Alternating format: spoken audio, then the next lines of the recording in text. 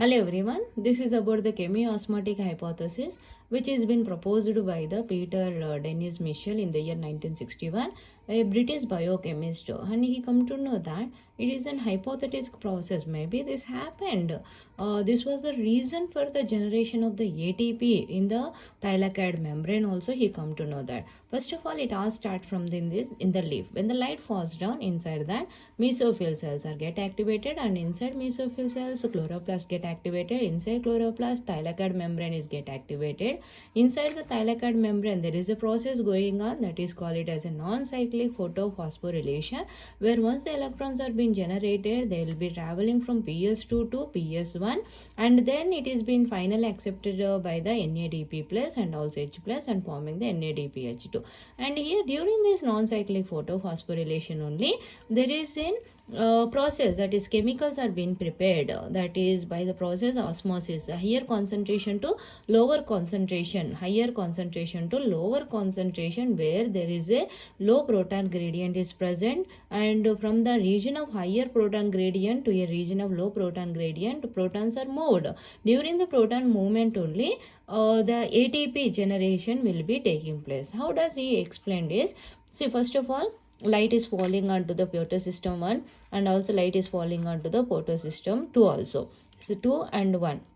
Then once the splitting of water takes place and electrons are moving here, these electrons being moved to the pheophytin, who is accepting. Pheophytin, it is giving that electrons to the plastoquinone. Remember, very important point is plastoquinone is not an electron acceptor. It is a proton carrier actually. Protons from the region of the stroma, which is a matrix of the chloroplast also. Stroma, it is accepting protons, and at the same time it is accepting electrons from the pheophytin also. So then it is converting to become the PQH2 also, plastoquinol also we can call it, and again it is losing that protons and giving that protons to the lumen of the thylakoid, then again becoming the PQ. So there is a rotation of this taking place. This rotation also we can call it as a proton pump, which is a most important point for the chemiosmotic hypothesis. Continuously keeps on pumping the protons from the stroma to the inside the lumen of the thylakoid membrane with the help of the electrons also. These electrons again travel to the cytochrome B6F, and here there is a generation of the ADP plus inorganic phosphate combined together and becoming the ATP here. Then again those electrons given to the PC plastocyanin, where copper centers are being present here. It accept that electrons and give that electrons to the PS1. PS1 again give that to the ferridoxin.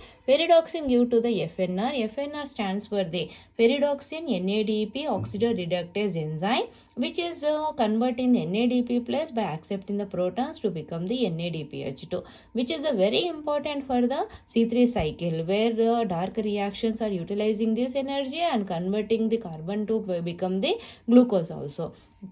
Inside this lumen of the thylakoid only facilitated diffusion happens, that is higher concentration to lower concentration by utilizing the proton pump channels also we can call it, like uniport, symport and antiport also. Here generally uniport means transfer of the only one, and symport means transfer of 2, and antiport means it is transfer both the direction, reversible. But generally here in the plants, once the protons are moving, it is being accepted by the ADP plus inorganic phosphate and becoming the ATP. But in some cases, in the case of the bacteria, where we can see very occasionally there is a reversible process. That means once the protons are coming outside, again there is a chance of entering. In the bacteria only I am talking, but in the plants especially only one uniport direction will be. Once the proton gradient is developing due to the splitting of water and due to the entry of the protons from the stroma to the lumen of thylakoid because of the plastoquinone,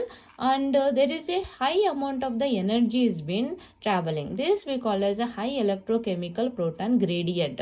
This is the second most important for the chemiosmotic hypothesis.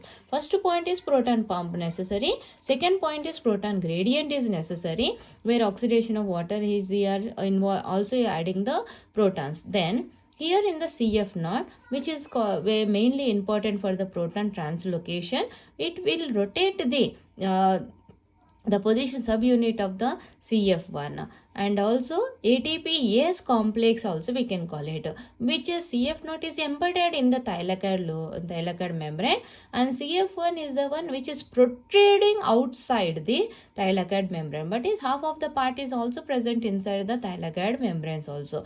Once the protons are developing, and they are actually, what is the difference between synthetase and also synthase is, synthetase must cleave, hydrolyze the an ATP molecule to function, also use the energy. Synthesases do not require energy input provided by the ATP hydrolyze. So they are simply converting. CF0 is a coupling factor 0 which which rotate the CF1.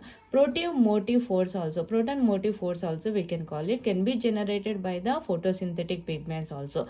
A conformational changes will happen. Because of this reason only it will rotate. After rotation of this alpha, beta, gamma positions of this, and also delta, epsilon positions of this only, there is a transfer of the protons. Once the protons are coming outside, with the help of an ATPase enzyme, ADP plus inorganic phosphate combining and becoming the ATP. So this is how the third step is involving. So total involvement of the steps are proton pump, proton gradient, and ATP formation. So this is movement of protons from higher concentration to lower concentration by the facilitated diffusion. So this process we call as an chemiosmotic hypothesis. Remember, this is not an electron acceptor, this is actually proton acceptor. Okay, thank you for watching. Please do subscribe my channel and share it. Thank you.